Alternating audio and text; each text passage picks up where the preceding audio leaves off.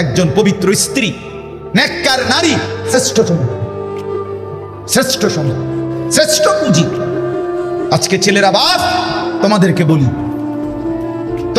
বলি দোস্ত, আল্লাহ কোরআনে বলে কোন মুশরিক, কোন পাপী, কোন নাফরমান, কোন বেহায়া নারীকে বিবাহ করো না, হাত্তা ইউমিননা, যতক্ষণ না সে পূর্ণ ঈমানের দিকে ফিরে না আসে।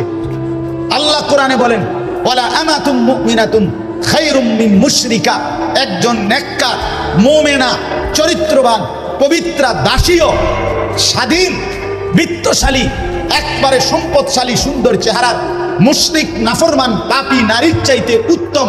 ওয়ালাউ আজাবাতকুম, বেশরম মুশরিক নাফরমান নারী যত আকর্ষণীয় হোক না কেন, তার চাইতে একজন নেককার কালো হোক, কুৎসিত হোক, দাসী হোক, সে আল্লাহর কাছে দাম। কোরআনের আয়াত।